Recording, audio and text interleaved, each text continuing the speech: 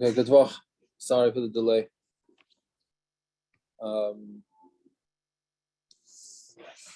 Yeah, sometimes it just gets a little hectic. But next week, I'm assuming, Bez Hashem, next week we will change the shir to earlier, because Shabbos will be over earlier. I don't know if we should take a vote on that or not take a vote on that, but we shall. I guess we'll see.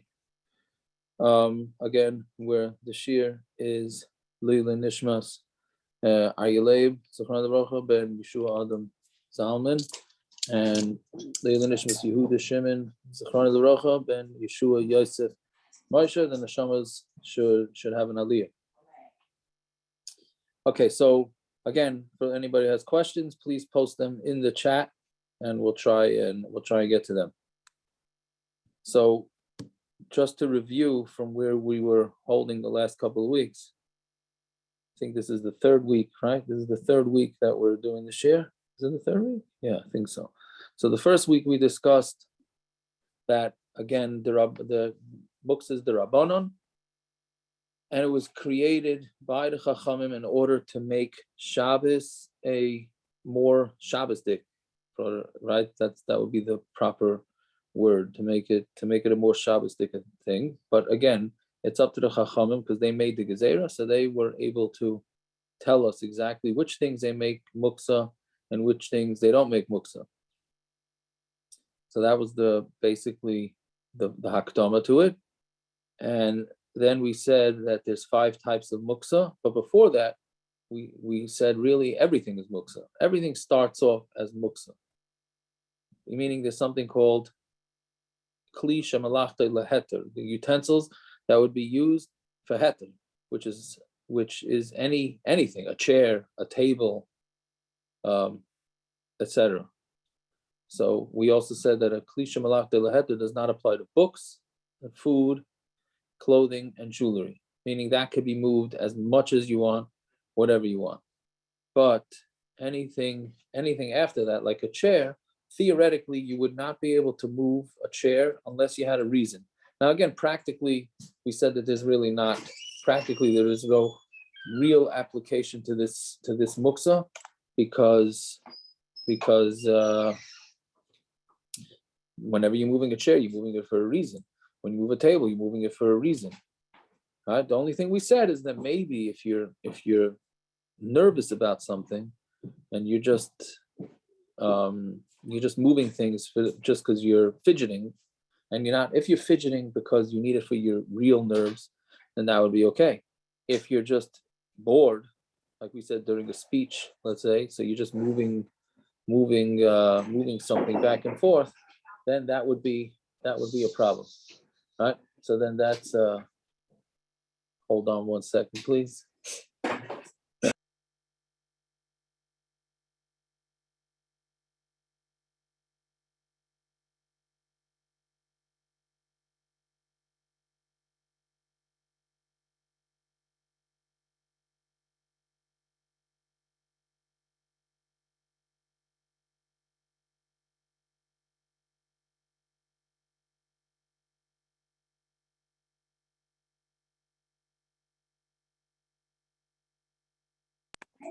Okay, I'm sorry, I apologize. Anyway, so we said if you're moving something just for nerves, then that would be okay, right? So utensils, some say utensils also don't have this Muksa issue, but some say they do have this issue. So therefore, if you're just moving a cup back and forth, or a fork, moving it back and forth for no good reason, then it's probably better that you don't do that. But again, if you need to do it for your nerves, etc., then that would be okay. All right, so that's Muksa Machmas. That's a Kli Shemalachta Leheter. And now we're going to start with the real actual Muksas, and we'll try and understand it. Now, it's basically the way Muksa works is that you really have to slot the Muksas into. I'm trying to figure out a way to do this, but I was thinking sort of like you have to take every item that you're worried about, whether it's Muksa or not, and you just have to fit it in to all the checks. And you like put a check, let's say you'd make a list, and you put a check next to all the different options for Muksa, And if it passes all those options, then the item wouldn't be muksa. If it doesn't pass, then it's not gonna be muksa. So basically, what you would have to do is say, okay, does it fit into this? So like if it's a klisha malachta leheter, that's an automatic yes, that's an automatic mutter, right? So forks, knives, tables, chairs, that's a utensil that you use for a permitted purpose on Shabbos, that's not muksa. Once you get past that, then you have to start slotting it into all the different categories, which we started mentioning last week, and we'll start with this week. And then Bez Hashem, over the next couple of weeks, after we go through all the categories, we'll review it again. And then once we get that, once we figure out all the different categories, then it's relatively easy to figure out when something would be muksa and something would not be muksa. Okay, so then we said that the major muksa that most things have is what we call Muksa machmas gufay, okay, which is basically the item itself has no need on Shabbos. You have no need for this thing on Shabbos, so therefore it's muksa. Okay. Now we did say that this is what we left off with last week. That if something you have no need for it on Shabbos, you do have the ability before Shabbos to make it necessary, like a rock. Normally a rock has no need. There's no need for using a rock on Shabbos, and the normal use of a rock would therefore be muksa. But let's say you decide you're going to need a rock because you want to keep it as a design for your table, or you need the rock to keep the door open to your house. So what you do is before Shabbos, you decide that rock is not going to be muksa, and then that's going to be okay. We did say it's preferable if you did something to the rock, like color it just slightly, all that, but really you don't have to, as long as you had it in your mind, and it has to be to a specific rock. As long as you had it in your mind, then that will make it no longer muksa, and then you're okay for it on Shabbos. We brought a case of a fellow who wanted to use a dollar bill in a speech. So we said that you could take that dollar bill and make it into, let's say, have it in your head that it's going to be a toy. That would work with a $1 bill. I don't think that would work with a $100 bill, because nobody, I don't know nobody, but I imagine most people will not decide to take a $100 bill and make it into a toy, right? So even though for that particular Shabbos, maybe you would be okay with it, because to make a good speech may be worth $100, right? It's cheaper than hiring somebody to speak. So maybe it would be worth it for that. But to just take a $100 bill and say, oh, I'm making this into a toy, I think would be a little bit dishonest. And therefore, I'm not so sure that would work, to take a $100 bill before Shabbos and say, I'm going to make this not muksa. I'm not so sure that works. A rock, what's the big deal? So you make it not muksa, but a $100 bill maybe it would be dishonest, because you're really not making it into a toy.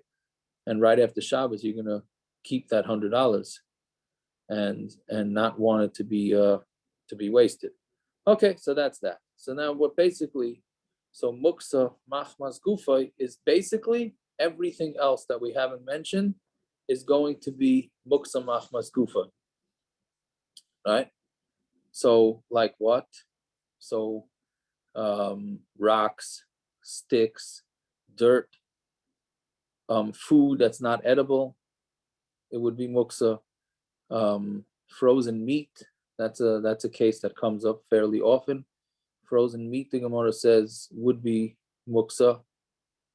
But actually, the truth is, the Gemara says back then frozen meat was not muksa, because people back then used to eat frozen meat, but nowadays most people don't eat frozen meat, so therefore maybe it becomes muksa. This muksa machmas gufa is actually subjective, and it's not only subjective, but it also can depend on the society you live in, and it can really depend on what society does. So raw fish, right? So raw fish, maybe nowadays, because of the sushi craze, right? Since we have the sushi craze and people do eat raw fish, so maybe nowadays raw fish would not be considered muksa, right? But raw meat, the Gemara says, raw meat, the Gemara says, is not muksa, because people would sometimes use raw meat. Yeah. So, but nowadays, as far as I know, nobody eats raw meat. I know there's such a thing as what do you call it, beef tartare? I think that's what it's called. But not enough people do that. So you have raw meat would l'chayra be muksa. So the question is, if you're poking around your freezer, so can you move around meat? Right? Yeah. So yes, I see somebody just posted that the raw meat they did use to make if anybody had any sort of like infection or something like that or swelling, so they would use it to make the swelling go down. But that's not enough of nowadays the poskim, so they don't, they say that really it should be muksa. Okay, but a shaila can be asked. There are makilim that say this, and the Gemara says that raw meat is not muksa, so it's not muksa. But nowadays it's better to consider raw meat muksa. We'll get, not this week, we'll get it unless everybody wants to know about it, so you can post that. What do you do with moving around raw meat in the freezer, or if the raw, more commonly, you open the freezer and then the raw meat falls out. Let's say on a Friday night, the raw meat falls out of the freezer, and now what do you do? Because it's muksa, right? Yeah, so the fish, does the fish need to be sushi grade? It would have to be, yeah, I mean, I don't know exactly. I'm not so up to date in the whole sushi thing, but it would have to be something that theoretically people would eat raw. Another example, let's take another example and then maybe be a little clear. What about an egg, a raw egg? Is a raw egg muksa or not? So the majority of people do nothing with a raw egg, right? But the Gemara says that raw eggs are not muksa because some people will swallow raw eggs. Like chazonim, they say. I actually was once giving a muksa shir many years ago in my mother's house, and this fellow sitting there said, we were doubting whether anybody eats raw eggs, and a fellow sitting there said, I'll eat raw eggs. And he went into the kitchen and he got a raw egg and he put it into a cup and he drank it. So there went our question about the raw eggs. He had a raw egg, and yeah, so that was that. So basically, we say raw eggs are not muksa. What else? So let's say, I think we discussed this, but challah. Let's say you forgot to take off challah. So in America, there's a way to take off challah on Shabbos. Not really take off, but there's a way to get around it. But in Eretz Yisrael, there's no way around it. So then that would become muksa, right? Flames are muksa machmas gufa. There's a lot of misunderstanding with exactly what's going on with flames and candles on Shabbos. We'll get back to that soon. So again, so basically muksa machmas gufa is anything that's not meant to be used on Shabbos is going to be muksa machmas gufa. I mean, now again, what we mean by gufa, I mean, is that it itself is muksa because there's nothing really that you can do with it on Shabbos, right? So again, I'm just trying to if anybody has any examples they want to ask whether they think it's muksa machmas gufa, please post it. But it's basically anything that you have nothing to do with it on Shabbos. So let's say paint. We said, I think we used that example. Paint would be muksa machmas gufa because there's nothing to do with paint. What are you going to do with it on Shabbos? Another interesting one is toilet paper that's on a roll, or a roll of paper towels, right? Is that muksa machmas gufa or not?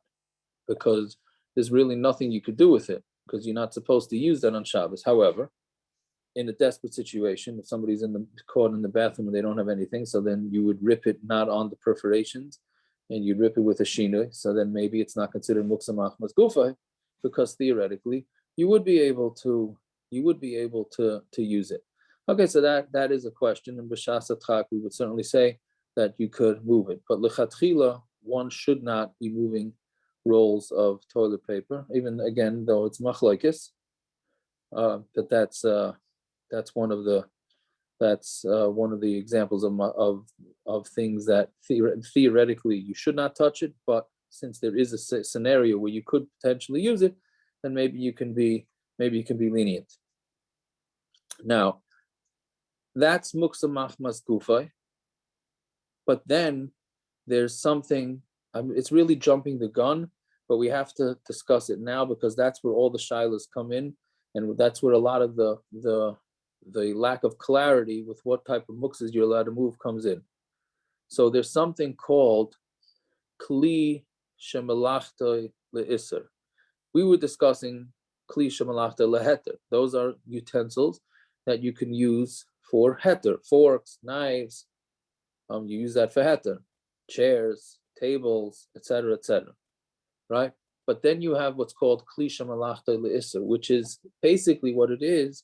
It's muksa machmas gufay, which is what we've been discussing, meaning it's something that you really don't need for Shabbos, but it's a utensil, right?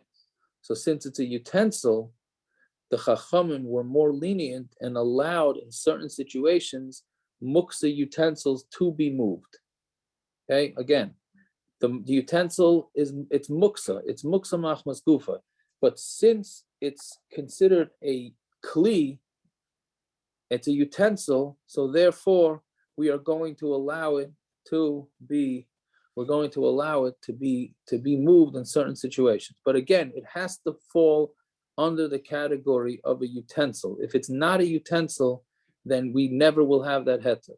So a lot of and we're going to go through a number of examples of things that can or potentially could be considered kalim and therefore can be moved in certain situations. So again, if it's not a utensil, then it can't be moved. Like again, rocks, paint, let's say Play-Doh, which you can't use on Shabbos, sticks, sand, meat. Meat is not a kli. It would have to have a potential utensil use, and if it's a utensil, then it's going to have some scenarios where it could be mutter. Now, even within utensil, there's two different types of utensils. There's utensils that can theoretically be used for Shabbos, and then there's utensils that cannot be used on Shabbos. For example, a coffee maker, right? Let's say a Keurig machine or a drip coffee maker. Those can't be used on Shabbos, but it's a utensil, right? So does that get the status of a utensil, or does that get a status of muksa machmas gufa? So that's actually a big disagreement amongst the poskim, how we look at that.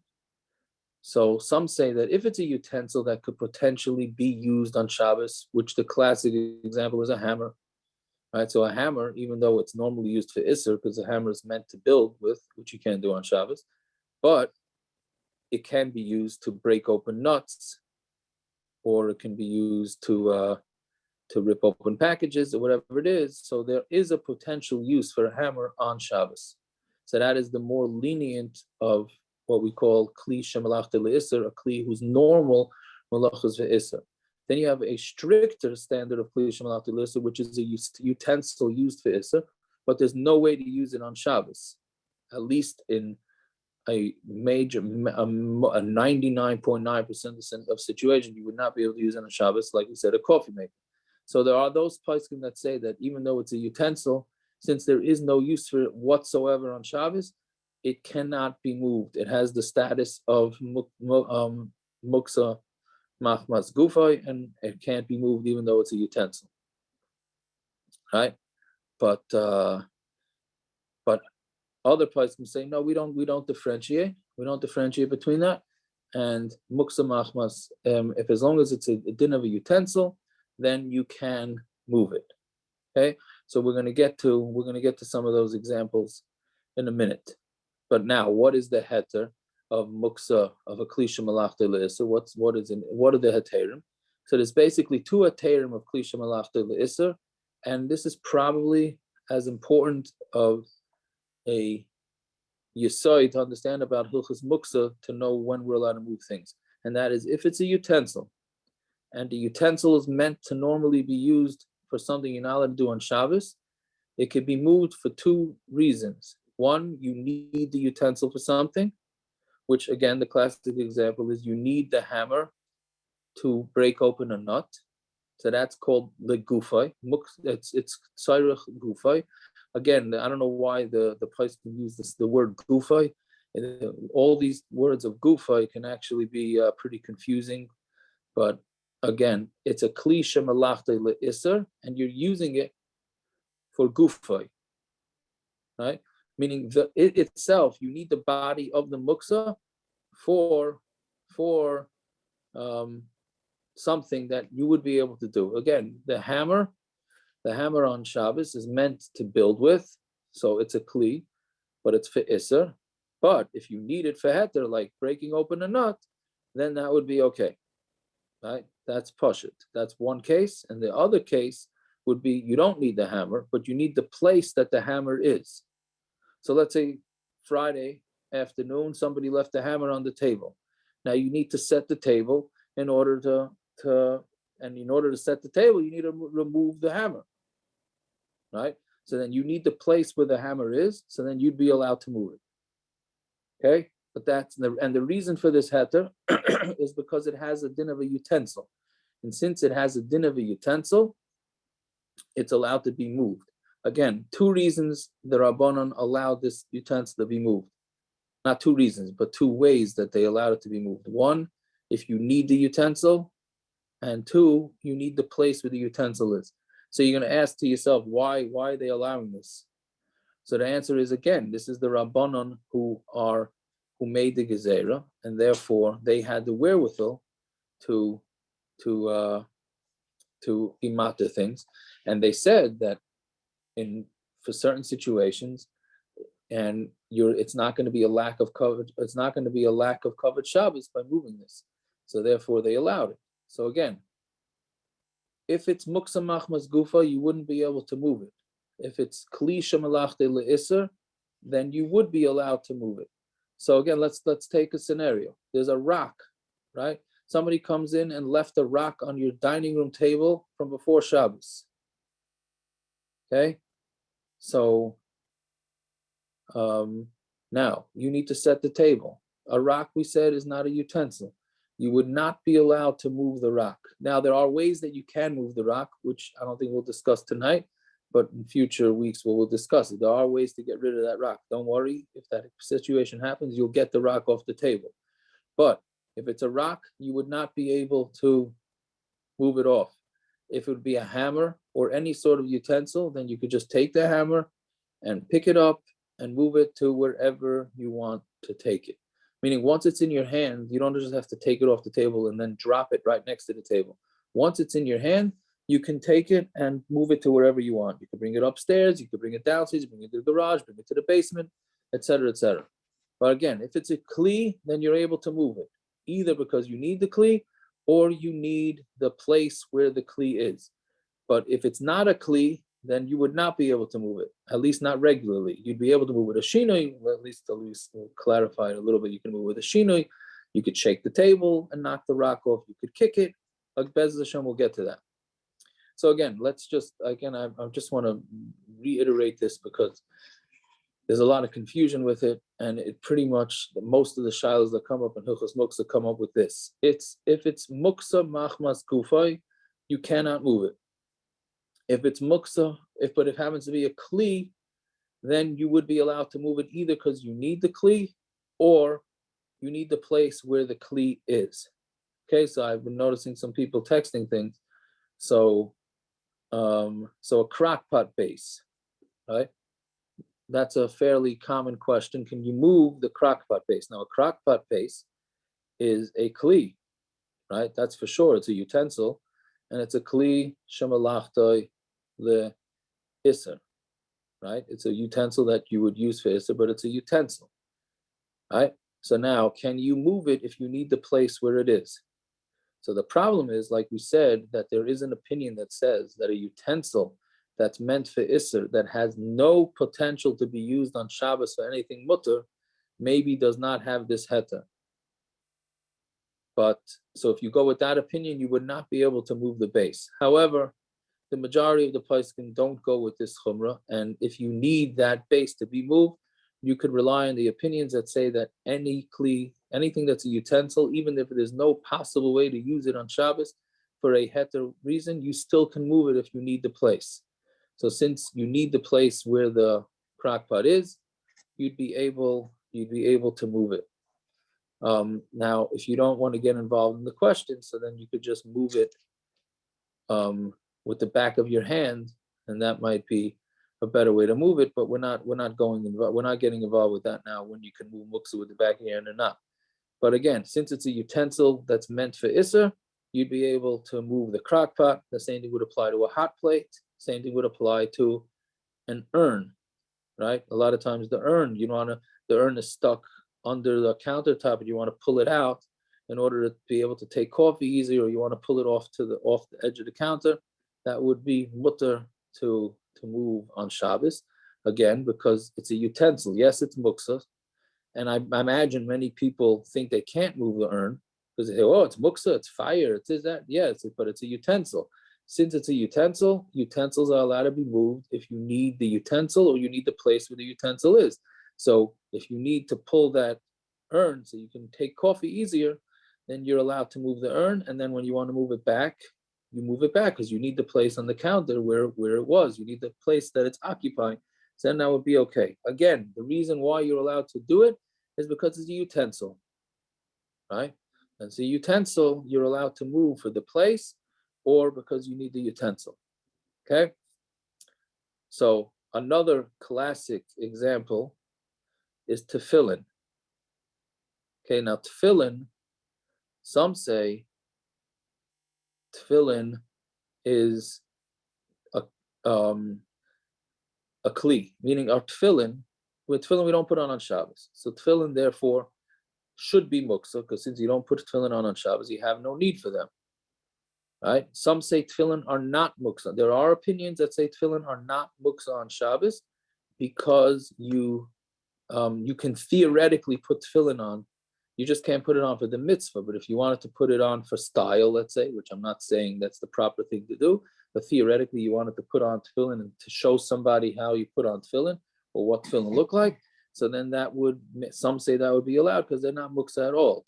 You're only not allowed to put on tefillin for the mitzvah on Shabbos. The strict opinions say that tefillin is muksa, but it's a utensil. Tefillin are a utensil. That's the maximum that tefillin could be. It's a utensil. So since it's a utensil, we just said that you can move tefillin if you need the place. So if somebody left the tefillin on the dining room table and it's Shabbos and you want to remove the tefillin, you 100% can pick up the tefillin and move it to wherever you need. And many people will look at you like you can't do that. It's 100% fine to do that. Same thing as if somebody leaves his talis or his siddur inside a tefillin bag and he wants to get it out of there, so he can. Or if the tefillin is sitting on top of svarim and you want to take out a sefer from under it, that would be okay. Because again, tefillin is considered a utensil and it's mutter. Matches, okay? So matches that are meant to light fire, is that muksa machmas gufay, in which case you'd never be able to move the matches? Or do we say, no, it's a utensil. A match is a utensil in order to create fire. So that's a disagreement. If you say it's muksa machmas gufay, then it would be usher to move those matches. But if it's a utensil, if it has a din of a utensil and you need a match to pick your teeth with it, or if you left the matches out and you want to move them, obviously if it's a sakana, you move them. But you wanted to move the matches because you don't like the way they look, then there is what to rely on to move it, that we look at it like a utensil. The major one is candles, and cigarettes, right? I don't know, cigarettes shouldn't really to be applicable, but that's what the Paz can discuss. But more candles than anything else, right? So it's a candle. Now, okay, we're not talking about a candelabra. A candelabra, just the lighter itself, which also may come as a surprise to many, but the candelabra itself is a utensil, right? Since it's a utensil, you're allowed to move it on Shabbos if necessary. The problem is when there was a candle lit in it on Shabbos. So now, what is the status of a candle? Is a candle Muksa machmas gufa, in which case you can't move it, or is it a kli shemalachta le'isser? And again, we said a kli shemalachta le'isser, a utensil that's used for isser, can be moved. So we paskin, most paskin, that a candle is not a utensil. So since it's not a utensil, therefore you can never move it. And then since the candelabra, the lighter, is holding the candle, therefore the whole lighter becomes muksa, and that's where you get into the whole issue of moving the candles on Shabbos. But theoretically, if somebody just had a candelabra that they didn't light candles on Shabbos, then that could be moved on Shabbos if you need the place, or let's say you needed the candelabra to break open walnuts if you didn't have your hammer, then that would be okay because it's a utensil. Might sound strange to people because everybody says, oh, candelabra is muksa, muksa, muksa. Yes, it is, because most of the time you're using it for a candle. Since that candle was lit in it, therefore it's not a utensil and it's muksa machmas gufa, and then it retains that muksa machmas gufa status for the whole Shabbos. Right? So that's the candles. Now, what's a subcategory of candles is a lamp or a heater, right? A portable heater, a lamp. Is that, see, that some person say, well, we know that Aish, fire, is Muksa because that's not a Kli, or we're saying like a candle. We're saying a candle is not a Kli, so it's Muksa Machus Gufa, you can't move it, right? But what about a lamp? That's a utensil. A lamp is a form of utensil. So some say it doesn't make a difference. A lamp still has the category of fire, just like you're not allowed to turn on a lamp on Shabbos because it's considered fire. So too, you're not allowed to. I just lost the train of thought here. Just like you're not allowed to move a candle, you would not be able to move the lamp either. Other parts can say no. A lamp is still a utensil. So since it's a utensil, you should be able to move it if you need the light someplace else, or you need the place where the lamp is. So many poskim say that the lamp is not considered a kli, and therefore you shouldn't move it. Okay, and that's because we look at it like it's fire. There was actually Rabbi Amnon Yitzchak, who was a big hero of Sephardi Rav in Eretz Yisrael. So he was one time in a question and answer period, and a lady, I think it was a lady, that kept asking him, how can you say a light bulb is fire? Why can't you turn on a light bulb on Shabbos? It's not fire. It's not actual fire. And he's saying, yes, it is fire. We look at it like it's actual fire. Actually, Reb Chaim Oizer, who was about 100-something years ago, the Gadol Adar, he wanted to show everybody that when light bulbs first came out, that it has the status of real fire. He used to bedafka by make havdalah using a light bulb to show it, and he made the bracha by on the light bulb to show it. He wanted to show everybody that he considers it so H to the extent that it'll even make a barei. But anyway, so Rabbi Amnon Yitzchak got fed up with this person not understanding that it's fire, and he finally said to them, okay, you know what, why don't you turn on a light bulb and then sit down on it after it's on for a little bit? Why don't you sit down on it and you tell me whether it's hot, right? And which we all know, if you touch a light bulb that's on, you will get burned. And that was the end of the conversation, and the person agreed that it would be considered Aish, right? So the bottom line is the light bulb is considered Aish, and it's better not to move it. If it's very necessary, then you can rely on the opinions that say that it's a utensil, and if you need the place where it is, then you're allowed to, right? A fan. How about a fan? So a fan, let's say the fan's blowing on you and you don't want it to blow on you, or it's not blowing enough on you when you want it. So that the place can say, electricity does not have the status of fire, and you would be able to, it's muksa, it's still muksa the fan, but if we consider it muksa, a klisha malachta leheter, and if you needed the fan or the place where the fan is, you'd be able to move it. So therefore, LED lights, most places can say LED, it doesn't get hot. even if it does get hot, it's because the electricity moving in there. There's nothing burning. Like a regular light bulb, the filament is actually burning, which creates the heat. LED is not, there's nothing burning there. It's just liquid emitting diodes. That's what it stands for. And it's not any sort of H. So the poskim, almost all poskim say that that's electricity and it's not fire. And therefore LED lamps would be able to be moved. Again, it's Muksa, but it's a utensil. So since it's a utensil, you'd be able to move it if you need it or if you need the place. So if a lamp is made from LED lights, which many of the Shabbos lamps are, then you would be able to move the lamp. You'd be able to move the lamp whichever way you want it. Move it away, move it closer.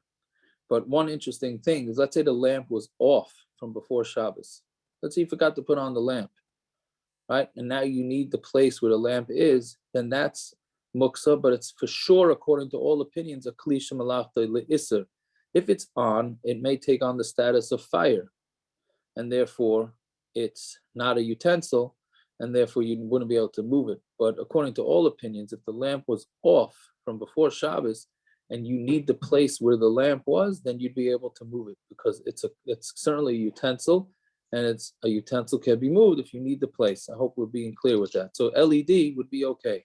So if somebody has an LED flashlight, let's say there's a blackout, and you have an LED flashlight and it happens to be on from before Shabbos, you'd be able to use that LED flashlight to walk around in the house on Shabbos, because you're using something that's Muksa, but you need it, and therefore it would be okay. A candelabra so somebody asked, a candelabra can be Muksa because of Chisar and Kiss, which is another category of Muksa, which we said is something very valuable that you never move. That would really depend on how expensive the candelabra is and how you treat it. So that would be up to the individual how they treat it, which we'll get to Be'ezus Hashem. Now, a cell phone. Is a cell phone considered a utensil or not? A cell phone or regular phone is considered a utensil. So therefore, if you needed the place where it was, you would be able to move. You would be able to move the phone if you needed the place, or if you needed the phone. I don't know what need you would have with the phone.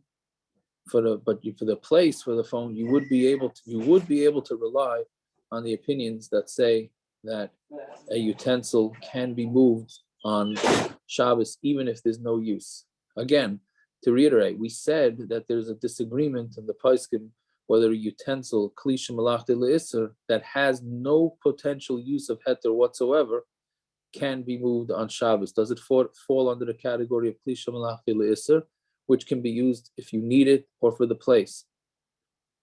So the phone I think there's nothing heter that you can do with a phone, as far as I know, unless you say that you give it to kids would play with it, something like that, or you use it for your nerves. So then maybe it wouldn't be considered, maybe there would be a considered use, but it would be better not to move the phone unless necessary. But if it was left on the table, then that would be what we call a shas atchak. Nobody wants to have a phone on their table on Shabbos, so then you'd be able to rely on the opinions that say it's a Kli Shemalachta Le'isr, unless you treat the phone with kid gloves and you never move it and you're very protective of it, in which case it could be Muksa because of you're afraid of loss, and then then you wouldn't be able to move it that way. Okay, so that's that. Now buttons. What is the story with buttons? So a button falls off. You ask most people, a button is Muksa, button is Muksa. Now the reason why a button would be Muksa is because it's a broken utensil. Let's say you have a utensil that breaks on Shabbos. So that utensil becomes Muksa because there's nothing to do with it, right? So obviously you could clean it up. If it's glass, let's say that breaks, so you could clean it up because that's dangerous. But if it's not in a place that's dangerous, so that becomes automatically a broken utensil, and you can't move it. So a button also becomes Muksa because what are you going to do with it? So in the old days, they said that maybe a button would be used to cover over a bottle, right? So maybe it would have a potential to be used for something else other than just on clothing. But nowadays, nobody uses buttons to cover utensils. However, there are those that say that if you would normally keep a button to reattach it, so then that's just considered part of the original suit or wherever it fell off of, shirt, suit, and you'd be able to move it because it would be just considered a kli, and it's a kli shemalach de'lisur because you can't sew buttons, so you would be able to move it. So that again, if it's an expensive button, then that for sure you'd be able to pick it up and put it someplace, right? Because it's part of the original beged, part of the original garment. If it's a cheap button and you don't really care for it, then it would be muksa, and then you would not be able to do anything with it. But you can kick it off to the side, which we haven't really discussed. The kicking. Yeah. So somebody posted that using a phone, that you can use it as an alarm. Does that make it a kli shemalachta le'isur? That would be permitted use? Yes, 100%. If you would use I should have said that. If you use a phone for its alarm, then that would make it a kli shemalachta le'isur that has a permitted use, and then for sure you'd be able to use it. But then again, you'd only be able to move it if you need the place, or if you need the phone, meaning you need the alarm. So if you left the phone in one room and then you decide, if you leave the phone in one room, you decide you want to sleep in a different room and you need it for the alarm, then you'd be able to move the phone with you, because it's a kli shemalachta le'isur, but you have a need to move it. But once the alarm is done, then you can't move it. Same with an alarm clock. Alarm clock could also be moved. Let's say you want to be able to see it. So that's a kli shemalachta le'isur. But it's if you have a need for it, so then you're allowed to move it. So again, a kli shemalachta le'isur can't just be moved. It's muksa. It just has two heterim to be moved. It could be moved for the place if you need the place, and it can be moved if you need it. The one thing it can't be moved for, I should have pointed this out before, but at least now I remember, you cannot move a kli shemalachta le'isur for the isur's sake, right? So for example, let's say there's a water leak and it's getting all over your urn. So you want to move the urn because you're afraid that it's going to get all over the urn and it's going to cause the urn to be broken because the water is going to short circuit it or whatever it is. You would not be allowed to move the urn for that reason, because that's moving it for the urn's sake. That you can't do. You could only move it if you need the urn itself or you need the place where the urn is. But to move it for the urn's sake, that is not allowed. Okay? So if a button is, if a baby, you're afraid that the baby's going to eat the button, choke on the button, then you certainly can rely on the opinions that say that it's allowed. So yes, if you also, somebody asked if the button matches the other buttons, and it would be and you want that colored button, I believe that should be okay also. But usually buttons, when they fall on the floor. Kicking it to the side would be 100% fine. So if you can kick it to the corner somewhere, then it would be okay. Okay, so that's basically the halachas of Muksa machmas gufay and kli shemalachta le'isur. So again, just to review before we sign off, Muksa machmas gufay is basically anything that you don't need on Shabbos is considered Muksa machmas gufay. However, if it's a utensil, then there's two heterim to move it. It's either because you need it or you need the place where it is. So basically what you have to figure out using our checklist that we said before, and I'm going to try and come up with some sort of system to show or to print out some sort of system of checks and to figure out all these things. But again, if it's Muksa machmas gufa and it's not a utensil, then you would not, there's no heter to move it on Shabbos other than the shinui and kicking, which we haven't really discussed. But if it is a utensil, then you're able to move it for the place or for the utensils of. Again, the classic example is the hammer. It's muksa, but it's a klisha malachta le'isr, and therefore you can move it if you need the hammer, or you need the place where the hammer is. The only thing you can't use a klisha malachta le'isr for is you're not allowed to move it for the muksa's sake. Like, let's say you left the hammer outside, or you left the cell phone outside, and it's going to rain. You would not be allowed to take the cell phone inside. Now, there are ways around, ways that you can get to do that, but that'll be for a later week. So that's basically the review of what we learned tonight. Let me just see if there are any more questions. Please post it now before we sign off. So we said that the urn can be moved back because you need the place where the urn is. So that's, again, an urn is klisha malachta le'isr, but you need the place. So even though you pulled out the urn to take the coffee, you can move it back because you need the place on the counter, right? And moving the crock pot because you need the counter space is considered you need it for the place, right? Okay, I'm looking back at the other shilas that were asked. Going back to the beginning of the shir, somebody asked if you want to make the dollar into a toy, right? Either one, making it a prop for a speech, either one, that would be the same thing. You're saying that you need it for use on Shabbos, that would be fine. Now, if you want to rearrange the freezer with the frozen meat, so it's really before Shabbos, you should arrange the freezer so you wouldn't have to move the frozen meat.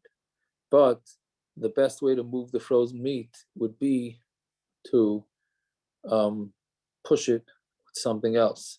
If you push it with something else, like let's say you needed to move the meat over to the freezer to the right. So take something from the freezer that would be, let's say, frozen vegetables, which would not be muksa, because you could defrost them and eat them on Shabbos. So then you just push it over with the bag, and then that would be the easiest way to do it.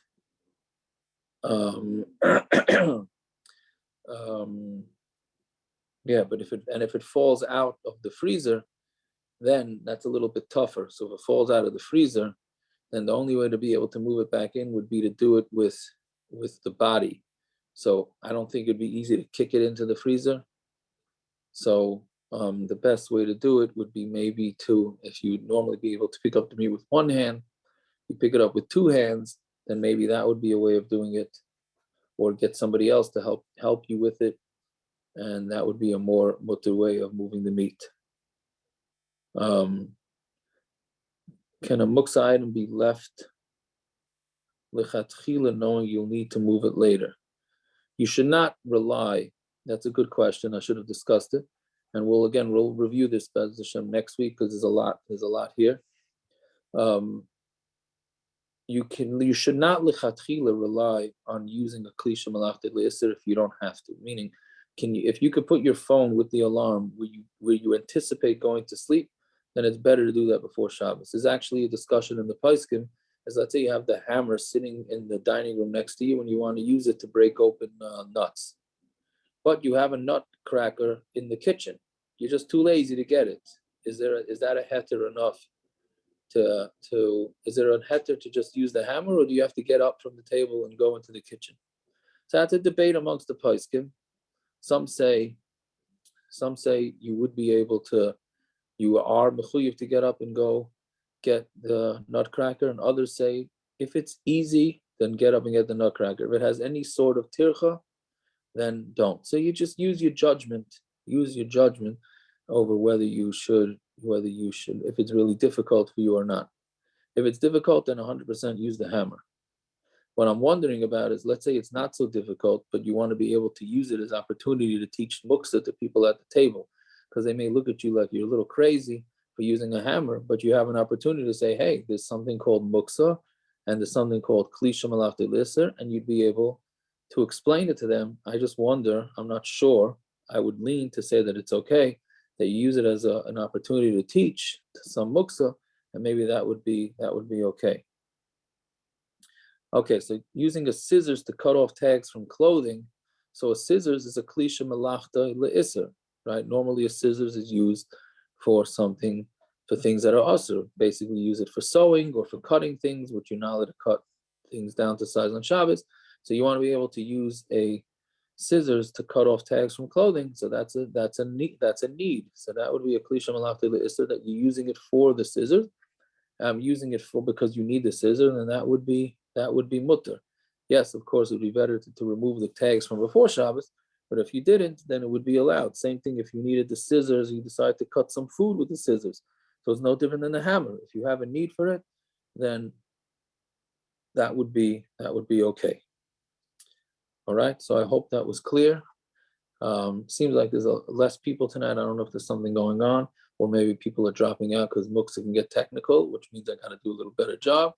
But whatever it is, I hope we're being a little bit clear. If it's not, then please let me know. And okay, next week probably we'll do it a little earlier, or maybe keep the same time. I don't know. I'm not sure how to find this out. Okay, good Fach and a good Yah.